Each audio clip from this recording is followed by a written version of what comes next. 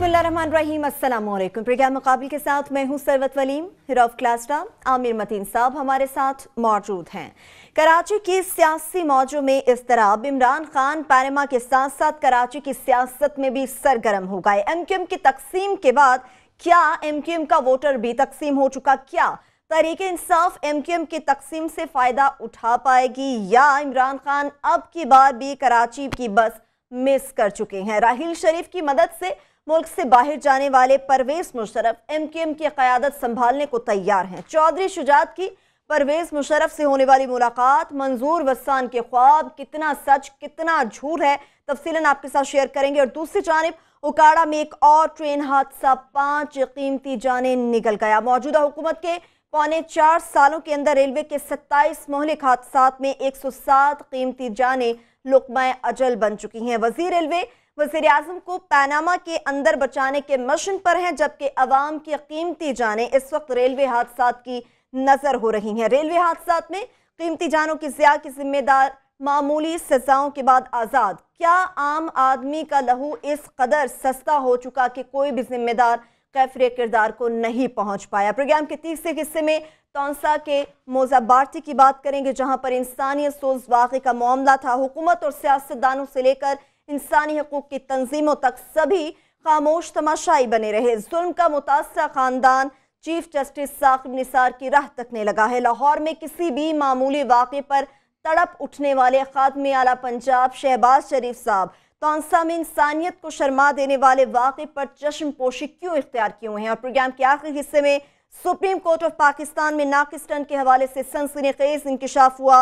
America, Germany और Japan के मियारी stunts की बजाय चाइना से दरामद शुदा स्टंट्स जो हैं उनको रजिस्टर करने का इंकिशाफ हुआ। आखिर इसके पीछे कौन सा ताकतवर माफिया है जो कि इन कीमती जानों के साथ खेल रहा है? अहम इंसानी मामले पर भी तफसील में बात करेंगे। सबसे पहले कराची की डेफिनेटली आमिर साहब हम बात करेंगे। एक तरफ इमरान खान, दूसरी तरफ वज़ीर आज़म पाकिस्तान मियां मोहम्मद नवाज शरीफ। वो कहते हैं मेहनत का फल खा रहे हैं, फीता तो काटेंगे, और इमरान खान कह रहे हैं जब से पैनामा का मामला हुआ है सिर्फ फीते ही काट रहे हैं। ये फीते काटने का जो है ना इशू, ये नून लीग का एक फेवरेट पास टाइम तो रहा है। आपको याद होगा चिन्योट में वो लोहे और सोने की कानें निकलाई थी और बताया जा रहा था कि पता नहीं हमारी ज़िंदगी अब सवर गई है और अब हम जो है ना चांद पे पहुंच गए हैं। उसके बाद नंदीपुर का इतने फीते काटे गए, बाद में वो कई दफ़ा चला रुक गया। अब बताया जा रहा है कि उसका 300% उसकी कॉस्ट बढ़ गई है और जो अभी लेटेस्ट उसकी जो कॉन्ट्रैक्ट चाइनीज़ को दिया जा रहा है, वो जो ONG ऑपरेशनल और मैनेजमेंट उसकी जो है 80% ज़्यादा कॉस्ट पे दिया जा रहा है जो नेपरा अलाउ करती है। अब ये बिक्की का भी जो आज प्राइम मिनिस्टर साहब गए थे फीता काटने, ये अजीब एक है कि इसका जब संगे मिल रखा गया, मियाँ शहबाज शरीफ साहब गए, फिर एक तरीकाकार निकाल लिया, 20% पे एक फीता काट आते हैं, 40% पे काट आते हैं। आज प्राइम मिनिस्टर उसकी 80% प्रोग्रेस हो गई है, 80% पे गए हुए थे। आधी मोटरवे का भी तो फीता आधी मोटरवे का भी पिछले दिनों शोर मचा हुआ था। तो वो उसमें सिर्फ गुजारिश मेरी ये है कि प्राइम मिनिस्टर चेक कर लिया करें जो जिस प्रोजेक्ट को फीता काटने जा रहे होते हैं उसका बैकग्राउंड भी। मैं आपको पता है वो ढूंढ रहा हूँ, अभी तक मुझे मिला नहीं है वो एडवाइज़र जो 20 रुपए किलो के आलू का जिसने इनको दिया था, ये वही है। गलत बताता है इनका वो एडवाइज़र, इनका मैं ढूंढ रहा हूँ वो कौन है। बिक्की का मसला ये है, कल ही जो है ये शहबाज राना साहब बड़े अच्छे रिपोर्टर हैं, उनकी खबर है कि जनाब ये जो LNG के 3 प्रोजेक्ट यहाँ पे लगने हैं, एक बल्लो की में, एक बिक्की में और एक वली जफर शाह, इन तीनों के सीरियस मसले हुए हुए हैं। हुकूमत के पास उसका पैसा भी नहीं है और वो नहीं स्ट्रेन आ रहा है। ये ढूंढ रहे हैं प्राइवेट सेक्टर में कि कोई बायर मिल जाए। प्रॉब्लम उसमें यह है कि CCI में बाकी सूबों से पूछना पड़ता है, तो ना तो भी उसकी कानूनी पेचीदगी से ये मसला हल हो रहा है, ना इनको अभी वो बायर मिल रहा है। इसके सीरियस है और सीरियसली 4 साल गुजरने के बाद से अभी बिजली के ये आया 5 साल में मुकम्मल करने, बड़े सीरियस सवाल हैं, उस पर किस दिन स्टोरी लादा करेंगे। मगर बिक्की LNG है, ये शुरू से लेके LNG आखिर तक जो है ना कंट्रोवर्सी हो गई है। पहले तो ये कतरियों का आ गया कि उनसे 15 साल के लिए ले रहे हैं, अब पता चला कतरी उनके पार्टनर है वो आ गया। फिर वो जब यहाँ उतरेगी तो एंग्रो ने वो जो जहाज FRCU जिसके ऊपर वो प्रोजेक्ट एंग्रो को दिया गया है LNG को लाने का, वो पहले ही था कि वो बहुत ही ज़्यादा फेवरेबल है। अब दूसरा LNG का प्रोजेक्ट भी जो दिया जा रहा है तरसील का, सप्लाई का, वो भी सुना उतना ही कंट्रोवर्शियल है, उसकी अभी तफसीलात नहीं आई हैं। सबसे ज़्यादा ये है कि ये 3600 मेगावाट जो बननी है ये कंट्रोवर्शियल हो गया। लास्टली ये परसेप्शन, ये इमरान खान से थोड़ा सा मैं एग्री करता हूँ कि ये जब से जस्टिस में सही साहब बीमार हुए हैं तो एक परसेप्शन क्रिएट जा रही है कि जनाब ओहो हमारा मुल्क तो नवाज शरीफ साहब बहुत तरक्की कर रहे थे, ये अदालत देखिए उनको रोकना चाह रही है। पहली बात तो ये खुदा के लिए सियासत को तफ्तीश से अलहदा रखें। ये जो अदालत काम कर रही है, अगर आप बहुत भी तरक्की कर रहे होंगे फिर भी वो तफ्तीश ज़रूरी है। दूसरा ये है कि ये जो परसेप्शन भी जो क्रिएट की जा रही है ना कि यहाँ दूध और शहद की नहरें बह रही हैं, ऐसा नहीं है। ये सडनली एकदम से रोज़ के फीते कटने शुरू हो गए हैं। डॉक्टर साहब ने आर्टिकल लिख दिया है, हम बड़ा शोर मचाते रहते हैं कि कर्जा बहुत ज़्यादा हो गया है, उन्होंने बाकायदा आर्टिकल लिखा है, नहीं जी ये 73 बिलियन नहीं है, ये तो 57 बिलियन है और कोई मसला नहीं है। और काम क्या उसमें उन्होंने वारदात क्या किया है कि वो एक होती है डिफरेंस नेट और ग्रॉस डेट का। राजा साहब उन्होंने कहा जी ये जो पब्लिक सेक्टर के जो एंटरप्राइजेज हैं इनकी जो लाइबिलिटीज, इनके लॉसेज हैं, इसको तो आप निकाल देना, डेफिनेशन ही बदल दी है। फिर और उसके ऊपर काफ़ी उनसे अलग बहस स्टोरी करेंगे। मगर ये परसेप्शन जो है ना, ये बयानात से और ये फीते काटने से ये मसले का हल नहीं है, इसके लिए कंक्रीट करना पड़ेगा। सही है क्लास साहब, वाकई ये मसले का हल नहीं है। बड़े जोरों शोर से वो तो फीते भी काट रहे हैं और गुजरा भी उनके दिफा में सामने आ रहे हैं। इमरान खान ने जो कराची में आज गुफ्तगू की है, बड़ी उनकी अहम और इम्पोर्टेंट गुफ्तगू है, बहुत सारे उस पर मेरे ख्याल तफसीर से बात हो सकती है। मैं सिर्फ उनकी पॉलिटिकल साइड को ज़रा एक मिनट एक साइड पर रख के मैं दो चीज़ों में बात करना चाहता हूँ। एक तो इमरान खान को जिन्होंने एक स्पिन करवाई है और इमरान खान उस स्पिन को बई कर गए हैं, जो उन्होंने ये कतर के एम्बेसडर के जरिए इंटरव्यू दिलवाया है, उसमें कोई बहस नहीं हुई अब तक कि उन्होंने फरमाया कि हमारा इस लेटर से कोई तल्लुक नहीं कतर हुकूमत का। इसके पीछे क्या कहानी थी, क्या इसके पीछे इनका ट्रिक है, there is a method to madness, उस पर मैं बात करना चाहूँगा। लेकिन उससे पहले एक आमिर ने एक बात की है, वो बड़ी अहम है, मैं उसकी यकदम मुझे याद आ गई इनके हवाले से।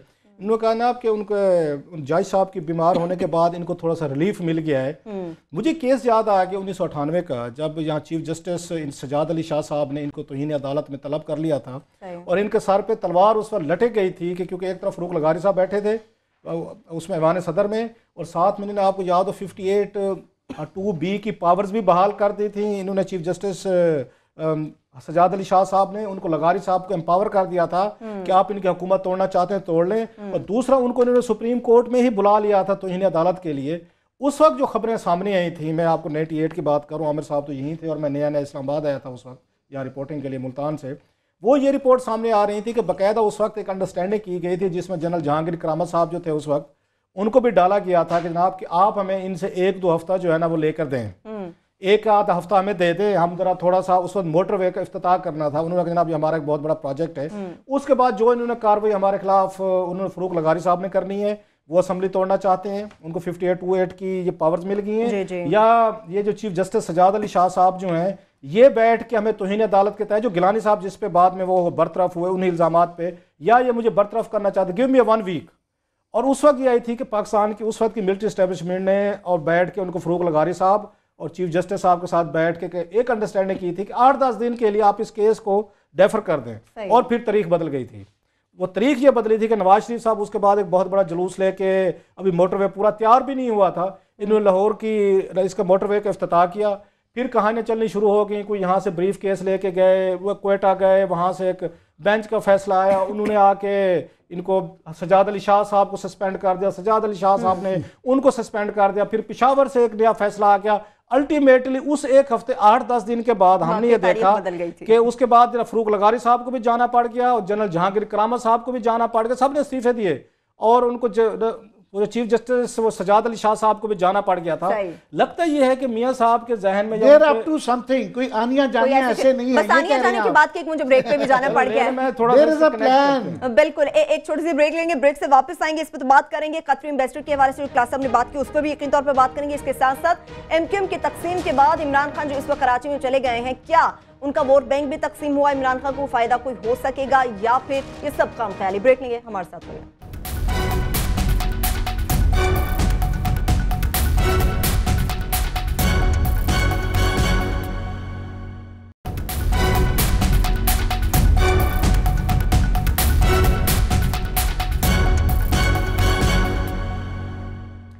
ब्रेक के बाद एक बार फिर से प्रोग्राम में हम आपको खुशामदीद करेंगे। क्लासे साहब, आपने अपनी गुफ्तगू में कतरी इन्वेस्टर के हवाले से बात की थी, वो तो कहते हैं कि उनका कतरी शहजादे के खत से कोई ताल्लुक ही नहीं है।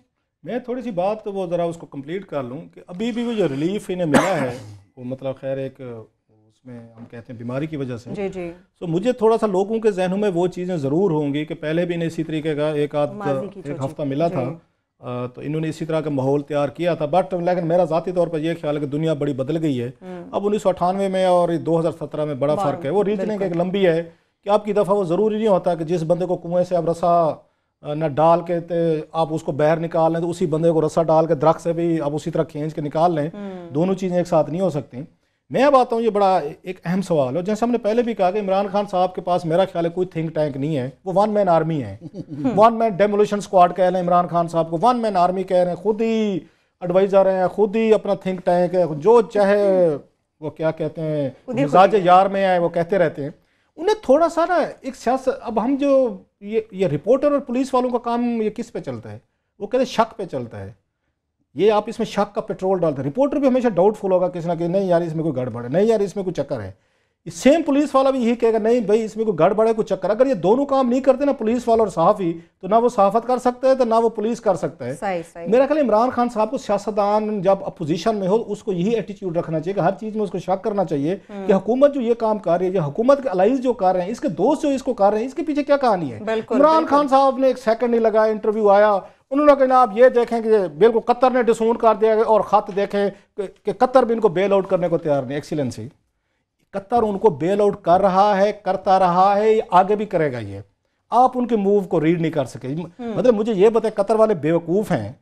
अभी उसकी स्टोरी थी आफ्ताब मेकन की थी, बड़ी खूबसूरत स्टोरी थी उसकी, मेकन ने की है कि उसने कतर ने पाकिस्तान को $2.5 अरब महंगी गैस बेची है। $2.5 अरब, $2.5 बिलियन की महंगी गैस बेची है। वो जिन्होंने इनको महंगी गैस बेची है, जिन्होंने खरीदी है, उनसे आपका ख्याल है कि कतर वाले बेवकूफ़ हैं। सुप्रीम कोर्ट में केस चल रहा है, उनकी वहाँ पे हेयरिंग शुरू हो गई है और कतर वाले जो है वो कहें जी हमारा तो इस खास से ताल्लुक नहीं। कतर वाले बड़े समझदार हैं। अब यहाँ पे कैच देता हूं, कासिम भी जो है वो इसी अल्तानी ग्रुप को दिया जा रहा है, उस पर भी सवालात आ गए हैं कि वो अपना फेवर दिया गया अपने बिजनेस पार्टनर को या वो मेरिट पे है। क्वेश्चंस आ गए। जैसे आमिर कहते रहते हैं ना, और अब तक कहीं से कोई डिनायल नहीं आई कि ये तो बिजनेस, वो तो बट डिनायल क्या मिट्टी और स्वाहा नहीं दिया है। वो तो खुद कह रहे सुप्रीम कोर्ट में कि हम तो बिजनेस पार्टनर, राइटिंग दिया है कि कतरी अल्सानी ग्रुप हमारा बिजनेस पार्टनर है। अल्लाह आपका भला करे। आपकी आवाज मक्के और मदीने। आगे सुने कि हमारा जो रिसर्चर है किस्मत Khan, is a very brilliant, I must say, बड़ा अच्छा काम करता है। वो जाके एक पुरानी खबर निकाल लाया, 18 साल पुरानी खबर आमिर मतीन साहब। अब जरा मैं लेके आया तो इमरान खान साहब बड़े खुश होकर बैठे थे। 18 साल पहले की खबर है जो किस्मत खान लेके आया है। उसमें वो, अब आप जरा अपनी स्क्रीन पे देखें क्या लिखा हुआ है कि नवाज शरीफ साहब का 12 अक्टूबर हुआ है, 12 अक्टूबर और 19 नवंबर। सर एक सवा महीने, या आप कह सकते हैं कि उसमें 37 दिन बाद या 40 दिन बाद, चलो लगा लेते हैं, कि जनरल मुशर्रफ ने कू कर दी थी। नवाज शरीफ साहब गिरफ्तार हो गए थे, गिरफ्तार होकर कराची जेल पहुंचा दिए गए थे। पता है सबसे पहली मुलाकात कराची जेल में जाके किसने की थी? कतर के फॉरेन मिनिस्टर ने की थी। और उनका जो नाम था कतर के फॉरेन मिनिस्टर का, हमाद बिन जासिम बिन जबर अल सानी, यही थे ना पार्टनर्स। ये पार्टनर हैं, पार्टनर थे उनके। ये उन्होंने अपनी पिटीशन में भी लिखा है कि सबसे पहले ये आए थे। सबसे पहले जनरल मुशर्रफ से जो उन्होंने की, और पहले गए वो नवाज शरीफ साहब से मिले। नवाज शरीफ साहब से मिलके वो इस्लामाबाद है जनरल मुशर्रफ से मिले। फिर फॉरेन मिनिस्टर थे अब्दुल सितार खान, वो उनसे मिले। फिर सेक्रेटरी भी उस वक्त ये फॉरेन मिनिस्टर शमशाद अहमद खान साहब, ये उनसे मिले। ये सारी डील की तैयारियां उस वक्त हो रही थी और डील कराने वाले कतर वाले सबसे आगे थे, क्योंकि इनके बिजनेस पार्टनर थे। इमरान खान साहब को थोड़ा सा डेलिकेट ये पॉलिटिक्स को थोड़ी सी समझने की जरूरत है। कतर वाले इसलिए अपने आप को इस लेटर से हुकूमत डिस्टेंस कर रही है, अदरवाइज तो ये रूलर हैं सारे, इसलिए कर रही है कि उन्होंने अभी पाकिस्तान को $2.5 अरब की महंगी गैस बेची है। ये कहती है हमारी रूलिंग फैमिली कहती है हमारे बिजनेस पार्टनर हैं। इसका मतलब क्या हुआ कि $2.5 अरब की अगर गैस अगर महंगी बिकी है तो उसमें तो पार्टनर है फिर ये।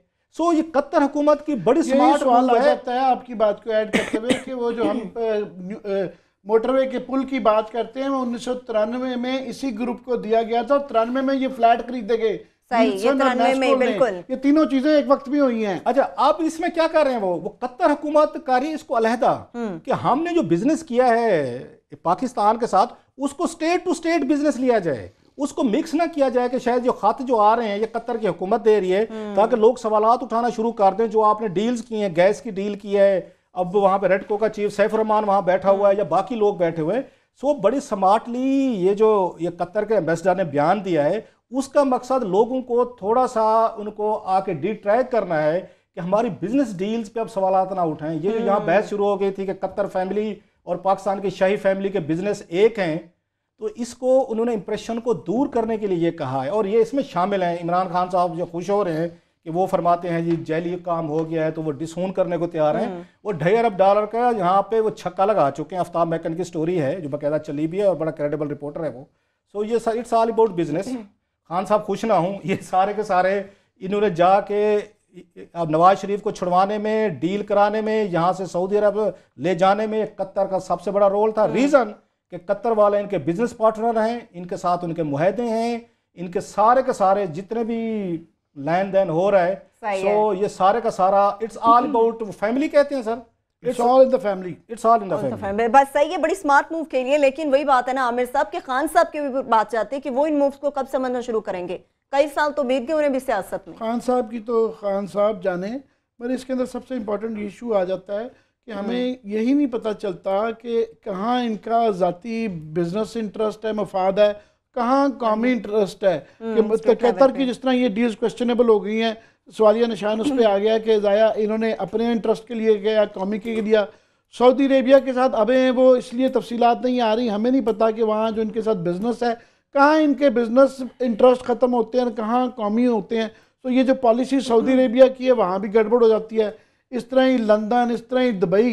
सो ये जो फैमिली एम्पायर का mixture with national and state interest हो जाता है, ये बड़ी ख़तरनाक चीज़ हो गई हुई है। बाकी जो मैं कह रहा था ना कि इसके सारे ये बयानात और ये फीते काटने वाटने, ये वो बयानात से मसला हल नहीं होएगा कि आपके कहने से, फीता काटने से ये लोग कन्विंस हो जाएंगे कि बड़ी बहारें आ गई हैं।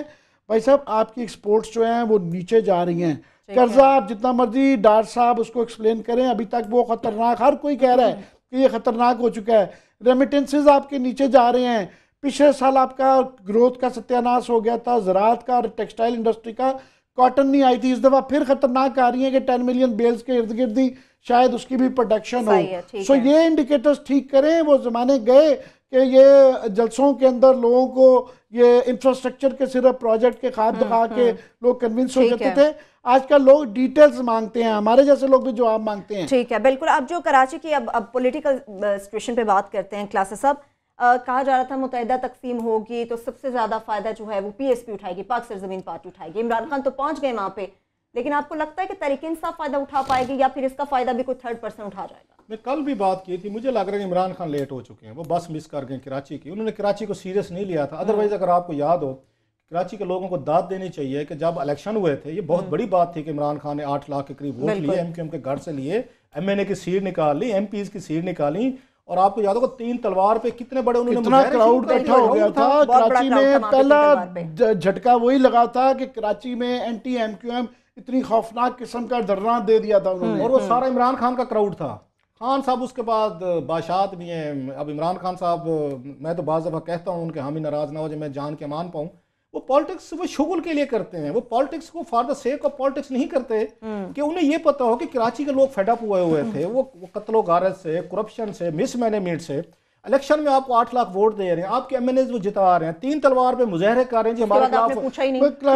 उसके बाद अच्छा उसके बाद सॉरी, जो इमरान खान से और ब्लंडर हुआ कराची में, अभी मुझे नहीं पता कराची के लोग इन पे ब्रेक से वापस आके ना बता दें। इमरान खान साहब ने एक बहुत बड़ा ब्लंडर मारा है वहां पे कराची में, वो मैं चले ब्रेक के बाद बिल्कुल एक छोटी सी हम ब्रेक ले लेते हैं। ब्रेक से वापस आएंगे, उस बहुत बड़े ब्लंडर के हवाले से तो बात करेंगे। इसके साथ साथ जो कराची की जब हम बात करते हैं तो ये भी कहा जा रहा है कि मुशर्रफ साहब भी शायद वापस एमक्यूएम की क़यादत को संभाल लेंगे। मंजूर वस्तान साहब के नित नए ख्वाब भी हैं, उनमें कितना सच है कितना झूठा वो भी आपसे शेयर करेंगे हमारे साथ।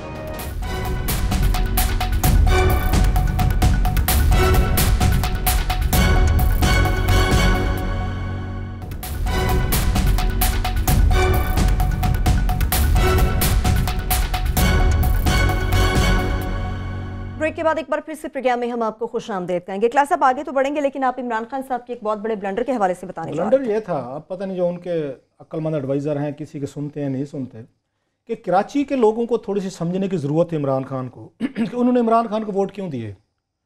उसका ये था कि पहले अगर आपको याद हो कराची पे रूल करती थी जमात इस्लामी या शाह नूरानी साहब की पार्टी करती थी MQM से पहले। जी जी जी। जब MQM बनी तो इन्होंने पूरी जमात इस्लामी को और शाह नूरानी साहब की जो जमात थी वो पीछे चली गई और कराची का जो वोटर था उसने MQM को अडॉप्ट कर लिया। जब MQM से वो थकने लगे, जो मॉडरेट एलिमेंट्स है, टेरर आया, करप्शन, भत्ते, लंबी कहानी सबको पता है, उन्होंने देखा कि अब हम किसको वोट दें। जमात इस्लामी को डिस्कार्ड कर चुके थे, शाह नूरानी साहब की पावर खत्म हो गई थी। उसके बाद उन्हें ऑप्शन लगा कि शायद इमरान खान के पास हम जाते हैं, और वो आए।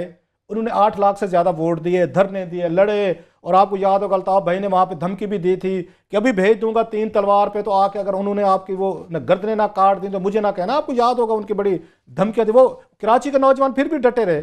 खान साहब ने क्या किया, दाद दे, इमरान खान साहब हैं सर, आम आदमी तो है नहीं, बहुत सारे मामला वो चैंपियन है, चैंपियन वाले बात करते हैं। उन्होंने जनाब बल्दियाती इलेक्शन होने थे, एक दिन पहले, मेरा ख्याल है कि मैं गलत नहीं कह रहा, करेक्ट कीजिएगा, यहाँ पे कौमी असम्बली के उन स्पीकर का इलेक्शन था, अयाज सादिक जब दोबारा इलेक्शन लड़ के आए और शफकत महमूद जो उनके मुकाबले पे थे। 1-2 दिन पहले की बात है, हार्डली 2-4 दिन पहले, कि जमात इस्लामी के अमीर सिराजुल हक ने इमरान खान के कैंडिडेट को वोट नहीं दिया, उसने जाके उस अयाज सादिक को वोट डाला। और 3 दिन बाद इस आसमान ने यह नज़ारा देखा, इमरान खान उसी सिराजुल हक के साथ ट्रक पे चढ़ के कराची में रैली निकाल के फिर रहे थे।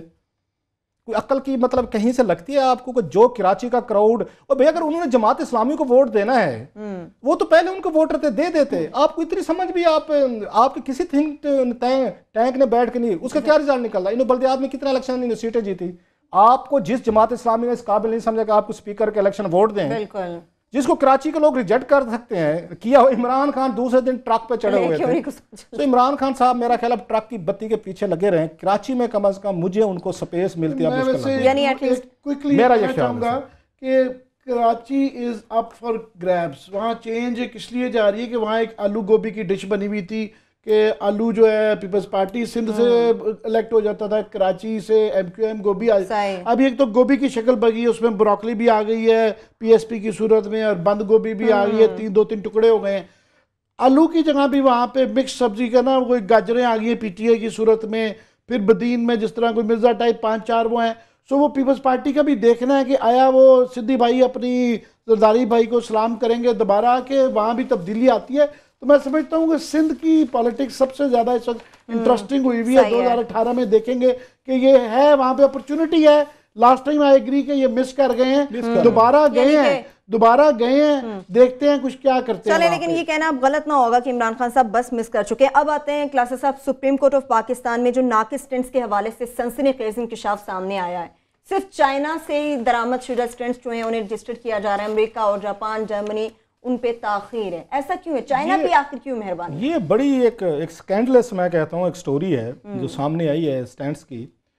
चले जो पंजाब में हो रहा है कि आप दाद दें उन डॉक्टर्स को, और जो अब ये चीज़ें खुलना, ये सुप्रीम कोर्ट से हम प्रोसीडिंग आपको बता रहे हैं कि हमारी फाइंडिंग नहीं है, और अच्छा काम किया चीफ जस्टिस साकिब निसार साहब ने जो सुओ मोटो लिया है, क्योंकि पाकिस्तान में हर दूसरे तीसरे बंदे को अब दिल का मसला होना शुरू हो गया। अब स्टैंड्स डालना या किसी के बारे में ये पता करना, अब ये मामूली सी बात लगती है कि फलां ने डलवा लिया, फलां ने सुबह गए शाम को घर आ गए।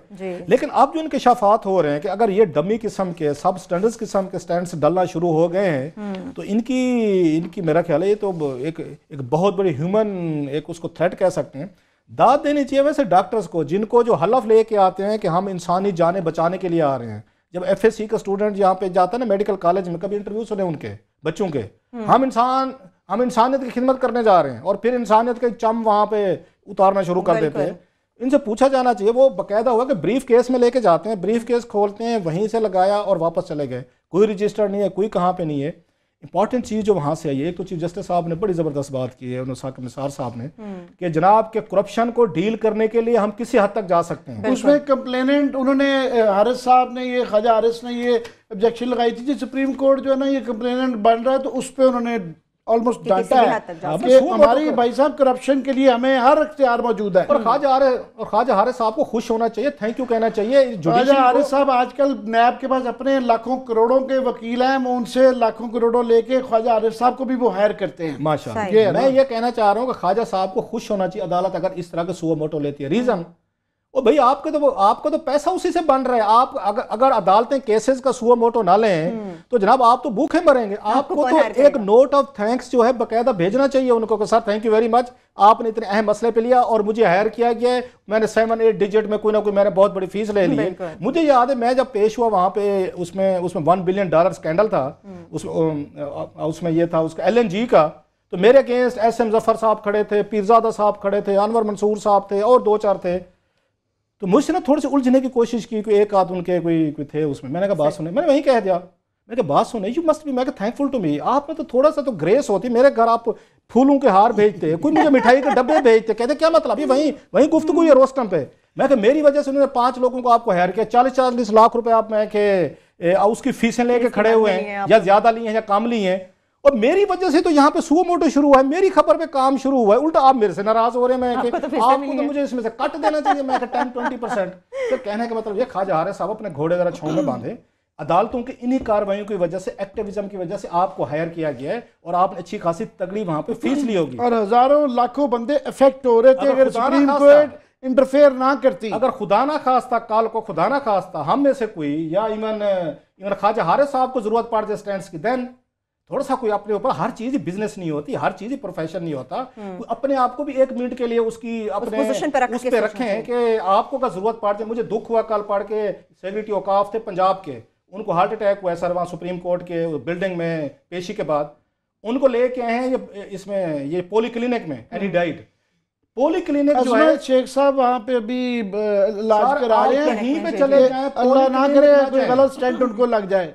सर पोली क्लिनिक कभी भी ना जाए इमरजेंसी की शक्ल में, द वर्स्ट इमरजेंसी एवर। मेरे अपने भाई की, नईम भाई की वहीं पे डेथ हुई है, मैंने देखा हुआ है। कोई केयर नहीं है, कोई उनके पास इक्विपमेंट्स नहीं है, कोई क्वालिफाइड डॉक्टर नहीं है। लिहाजा बेचारा कल जिसकी डेथ हुई है ना वहाँ पे, उसकी जान बचाई जा सकती थी। जो उसको यहाँ पे लाए हैं ना इसमें पोली क्लिनिक में, उन्होंने जुल्म किया। बेचारे को क्या करते हैं, उनके नजदीक हॉस्पिटल होगा। सो ये पोली क्लिनिक कभी भी इमरजेंसी में ना आ जाए, ये मेरी इस्लामाबाद के शहरों के लिए एक एडवाइस है। बेकार तरीन सिस्टम इनका, कख नहीं है वहाँ पे कोई। मैं अपने भाई की वहाँ से उनको हम जिंदा सलामत लेके गए और उन्होंने आधे घंटे बाद हमें लाश दे दी। ये अपने जाती इश्यूज होते कभी डिस्कस नहीं करते, बुरा लगता है। सो पोली क्लिनिक से बचें, इट्स ए डेथ सेल। चलते फिरते जाएंगे वहां से डेथ पे आएंगे। अगर आपने ब्रेक पे नहीं जाना, मैं लास्ट कह दूं, ब्रेक पर तो जाना है मुझे, लास्टली कि जो इंकशाफ हुआ है, आमिर साहब जुल्म देखें, इस वक्त दुनिया में मेडिकल टेक्नोलॉजी में सबसे ज्यादा अमेरिकन आगे हैं, जर्मन हैं या जैपनीज हैं। ये इतने जालिम हार्टलेस हंगदिल लोग हैं। जर्मनी, अमेरिका और जो अब जापान से स्टैंड्स आ रहे हैं उनको रजिस्टर नहीं कर रहे। चाइना जो दुनिया भर में बदनाम है 2 नंबर चीजों के लिए, सस्ती चीजों के लिए, ये चाइनीज स्टैंड्स जो आ रहे हैं वो रजिस्टर्ड हो रहे हैं, वो लोगों को लगाए जा रहे हैं। मान लेते हैं जी वो अच्छे होंगे, हम उन पे, क्योंकि हमारे पास कोई ऐसा कोई रिपोर्ट नहीं है कि हम क्लेम करें अच्छे हैं या बुरे हैं। लेकिन सवाल ये है, अमेरिकन, जापानीज और जर्मन स्टैंड्स जो हैं, जो FDA से आपके अप्रूव्ड शुदा हैं, उनको पाकिस्तान में कौन सा माफिया है जो यहाँ पे उनको रजिस्टर नहीं होने दे रहा? मतलब शहबाज शरीफ साहब अब हर चीज का रुख वो अब उसकी तरफ कर देंगे। और अगर स्टैंड चाइनीज इतने अच्छे हैं तो प्राइम मिनिस्टर पाकिस्तान ने जाके वहां लंदन से क्यों अपने ऑपरेशन करवाए? बड़ा हम 2-4 सीटें शहबाज शरीफ से मेरी गुजारिश है स्टैंड्स के भी काट दें। जी बिल्कुल, अभी छोटी सी ब्रेक में जाना है। मैं शहबाज शरीफ साहब से मुतालिक बात की है, तौंसा के मुज़फ़्फ़र भारती की बात करेंगे, जहां पर 6 मासूम बच्चियों को, छोटी बच्चियों को वन्नी करने का इंसानियत सोज मामला पेश आया, उस पर शहबाज शरीफ साहब खामोश हैं। इसके साथ साथ पंजाब में रेलवे फाटक न होने की वजह से जो हादसात हैं वो रोजाना की बुनियाद पर होने लगे, इस पर भी बात करेंगे। ब्रेक के बाद हमारे साथ हैं।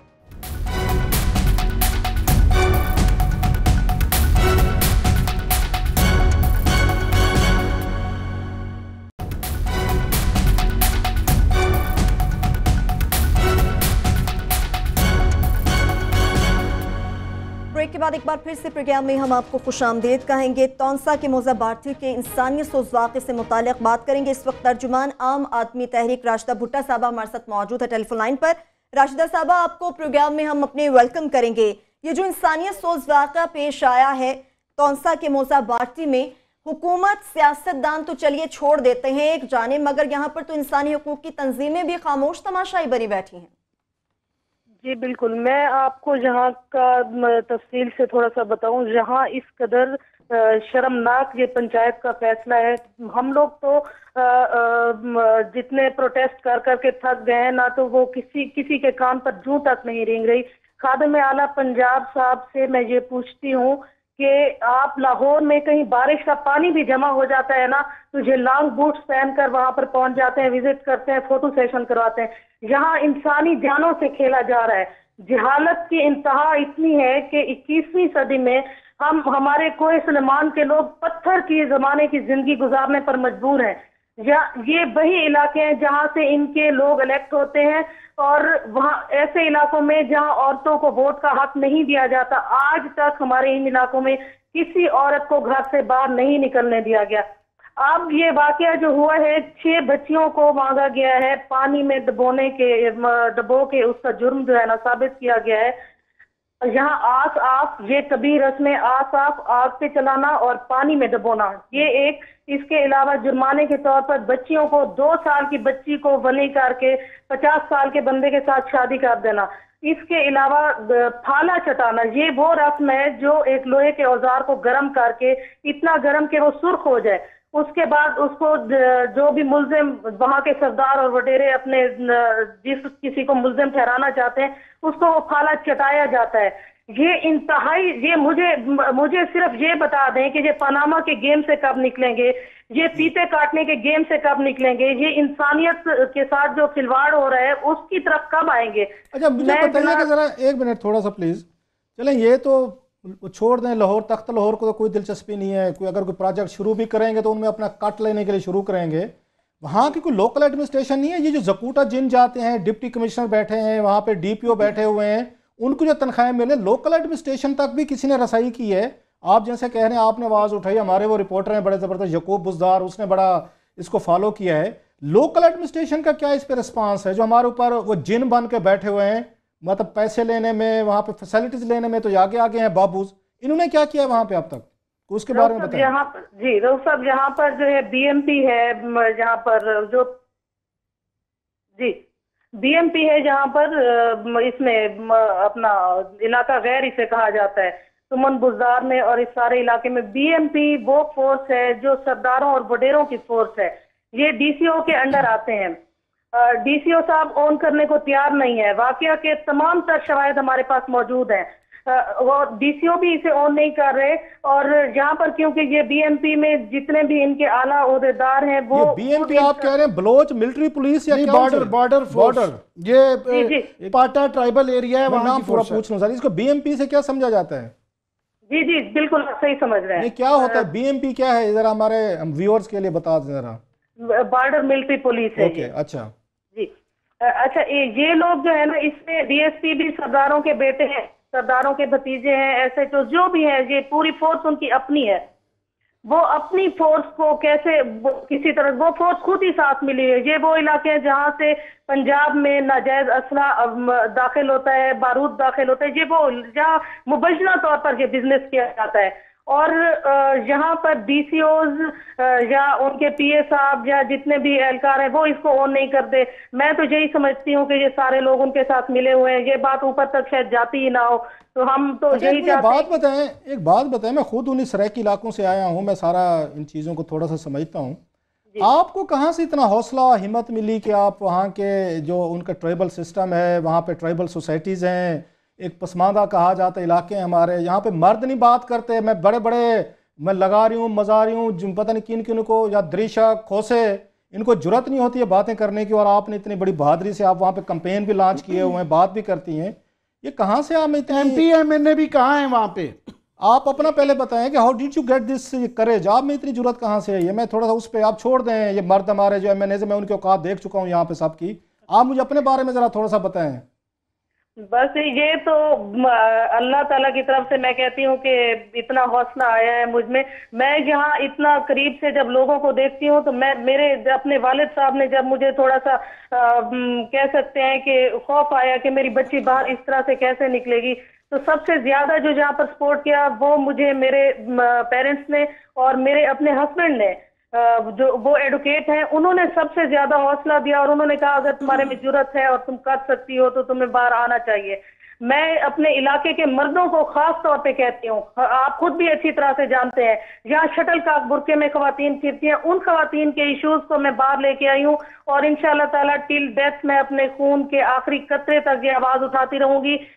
मुझे किसी का कोई खौफ नहीं है, मुझे हौसला है, मुझे हिम्मत है अल्लाह ताला की जात की तरफ से और इंशाल्लाह ताला माँ की दुआओं के साथ मैं इस मिशन को आगे लेकर आप बिल्कुल वक्त खत्म हो गया। लास्टली थोड़ा मुख्तसर, वो जो बच्चियां हैं जो बनी हुई हैं अब वो कहाँ पे हैं, किस हालत में हैं, उनका जरा थोड़ा सा मुख्तसरन मैं ओपनली ये तो नहीं कह सकती कहाँ पे हैं, लेकिन वो लोग छुपे हुए हैं, थ्रेट है उन्हें बहुत ज्यादा।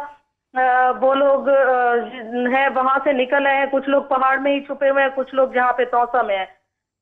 हम लोगों ने उन्हें पूरी तरह से प्रोटेक्शन दी हुई है। हमने आज एक एप्लीकेशन भी जहाँ पे थाना तौसा में दी है कि उन्हें सिक्योरिटी दी जाए, क्योंकि जहाँ पर बीएमपी के लोग रात दिन उनका पीछा करते हैं और खुलेआम धमकी लगाते हैं कि आपकी बच्चियों को उठा लिया जाए। आप एक बहादुर खतून है और मुझे जाती तौर पर मेरा ख्याल है हमें आप पे फख्र है। इट्स ए वेरी रेयर, अपनी आवाज़ उठाती रहें और इसी तरह अपना रोल जो है उस सोसाइटी में अदा करती रहें। सही, बेहद शुक्रिया आपका। तर्जुमान आदमी तहरीक राशिदा भुट्टा साहब हमारे साथ मौजूद थी। शवाहिद मौजूद हैं मगर कोई भी इस वाक़े को ऑन करने के लिए तैयार नहीं है। सिर्फ मुख्तसर यही कहा जा सकता है कि कोई आह सुनने वाला ना ही किसी फरियाद का असर। इसके साथ ही प्रोग्राम अपने इख्तिताम को पहुंचता। अपना बहुत सा ख्याल रखिए। खुदा हाफिज़।